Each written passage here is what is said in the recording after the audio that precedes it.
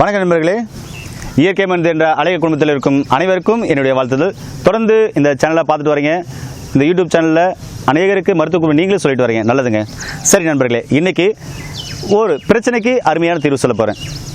ஆண்களுக்கு பெண்களுக்கு ரெண்டு பேருக்குமே சளி சம்மந்தமான பிரச்சனைகளுக்கு எல்லாத்துக்கும் என்ன தீர்வுன்னு சொல்ல போகிறேன். இது காய்கறிகளில், பழங்களில், மூலிகைகளில், வீட்டு வைத்தியம் எல்லாத்தையும் சேர்த்து உங்களுக்கு சொல்ல போகிறேன்.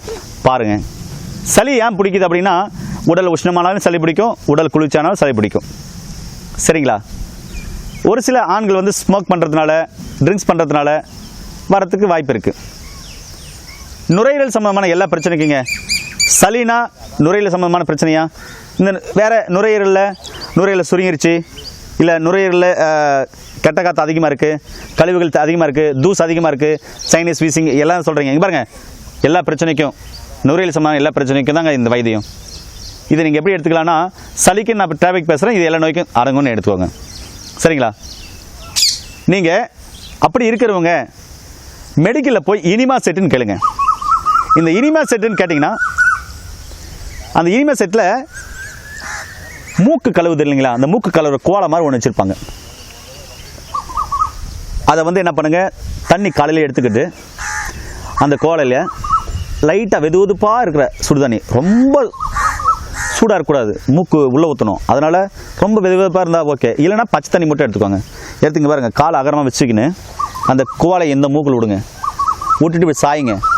சாஞ்சிட்டு நாக்கை வெளியே விடணும், இப்படி வெளியே விட்டு அப்படின்ட்டு நாக்கில் தான் மூச்சு விடணும்.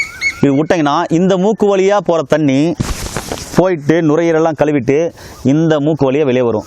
நீங்கள் வேணுமா அதை பிடிச்சி பாருங்கள், அதில் என்னென்ன கலரில் வந்துக்குது மட்டும் பாருங்கள் அந்த தண்ணி. புரிஞ்சுங்களா? இது உங்கள் நுரையீரல் சம்பந்தமான எல்லா பிரச்சனைக்கும் ஒரு அருமையான தீர்வு. இப்படி நீங்கள் தினமும் செஞ்சுட்டு வரலாம். அது இல்லாமல் கண்டங்கத்திரி காய் இருக்குல்ல, கீழே கத்திரிக்காய் மாதிரி இருக்கும், அந்த காயில் துவையல் பண்ணி சாப்பிட்டு வரலாம். ஒரு அருமையான தீர்வு சொல்கிறேன். என்ன அப்படின்னா, உங்கள் வீட்டில் எல்லார் வீட்டில் பீர்க்கங்காய் இருக்கும். பீர்க்கங்காய் ஒரு 100 கிராம், கத்திரிக்காய் ஒரு 5. சரிங்களா?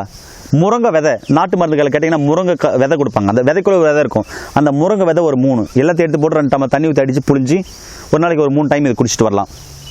இதெல்லாம் சளிக்கு தான் சொல்கிறேன், புரியுங்களா?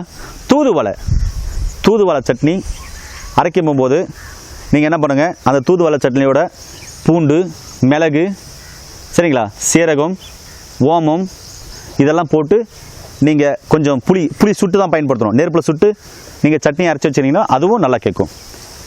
டீக்கு பதிலாக நான் சொல்கிற மூலிகை டீயை பனை வெல்லத்தில் போட்டு குடிக்கலாம். இல்லைனா அச்சு வெல்லம் கிடைக்கும், அச்சு வெல்லம், இது மாதிரி நாட்டு சக்கரை, இது மாதிரி நீங்கள் போட்டு குடிக்கலாம். என்னென்ன மூலிகைன்னு சொல்கிறேன், நல்லா நோட் பண்ணிக்கோங்க. சீரகம், மிளகு, ஓமம், சரிங்களா, இஞ்சி, பச்சை இஞ்சி, புதினா, புரிஞ்சுங்களா, புதினா இலை, கொத்தமல்லி இலை, கொத்தமல்லி இருக்குல்ல, அந்த கொத்தமல்லி, இது எல்லாமே இடித்து போட்டு பனை வெல்லம் போட்டு நல்லா கொதிக்க வச்சு, அந்த அரை வேக்காடில் கொதிக்க பாருங்கள். அப்போ ஒரு 4 வெத்தலையை இடித்து உள்ளே போட்டு அப்போ நல்லா கொதிக்க சுண்ட வச்சு ஒரு சொம்பு ஊற்றுனீங்கன்னா ஒரு 1.5 டம்ளர் வர்ற மாதிரி சுண்டிச்சுன்னா போதும். அதை வடிகட்டி எடுத்து வச்சுட்டு நீங்கள் டீ காப்பி குடிப்பீங்களா, அந்த சூட்டில் ரசித்து கொடுத்துட்டு வாங்க. உங்களுக்கு அந்த இரும்பல் சம்மந்தமான பிரச்சனைகள், நுரையீரல் சம்மந்தமான பிரச்சனை ஃபுல்லாக குணமாகும். புரிஞ்சுக்கோங்க. சரிங்களா? அதுக்கப்புறம் இன்னொரு அருமையான தீர்வு சொல்கிறேன். வேறு வெளியில் போயிட்டோம், இது மாதிரிலாம் சாப்பிட முடியாது அப்படின்னாக்க, மூக்கு குழாயில் காலையில் எழுந்து கழுவிடுறீங்களா, கழுவிட்டு பின்னாடி முருங்கை விதை ஒரு 100 கிராம் வாங்கிக்கோங்க. காலையில் 10, மதியம் 10, நைட்டு 10. அப்படி இல்லைனா ஒரு 7 விதையாவது பாக்கெட்டில் போட்டுக்கோங்க. உரிச்சு அந்த விதைக்குள்ளே வேறு விதை இருக்கும், அதை கடிச்சு மட்டும் சாப்பிடுங்க. இனிப்பு, துவர்ப்பு, கசப்பு எல்லாம் கலந்து வரும். சாப்பிடும்போது என்னன்னா, நுரையீரலுக்கு தேவையான நல்ல ஆக்சிஜன் மட்டுமே அந்த முருங்கை விதை கொண்டு போகும். இந்த நல்ல காற்றை மட்டுமே கொண்டு போகும். நல்ல காற்று உள்ளே போனதுமே கெட்டது வெளியேறுமா? நல்லா புரிஞ்சுக்கோங்க. நான் சொன்னது எல்லாமே செய்கிறது எதுக்கு அப்படின்னா, நுரையீரல் சம்பந்தமான எல்லா நோய்க்கும் நுரையீரல் நோய்கள் வராது. புரிஞ்சுக்கோங்க. அதே மாதிரி சுக்கு டீ நீங்கள் போட்டு குடிச்சிட்டு வரலாம். ஓமம் கண்டிப்பாக பயன்படுத்தணும், அதுவும் குடிச்சிட்டு வாங்க. நான் சொன்னது எல்லாமே செஞ்சுட்டு வந்தீங்கன்னா ஆண்களுக்கு பெண்களுக்கு இரும்பல் சம்பந்தமான எந்த பிரச்சனையும் வராதுங்க, நுரையீரல் சம்பந்தமான எந்த பிரச்சனையும் வராதுங்க. சரிங்களா? சரி நண்பர்களே, மீண்டும் இயற்கையை மருந்து என்ற சேனலில் ஒரு அருமையான மொழிகோடு உங்கள் அனைவரும் சந்திக்கும் வரை உங்களிடத்திலிருந்து விடைபெறுவது உங்கள் அன்பு சகோதரன் நாரகிதாஸ். நன்றி, வணக்கம்.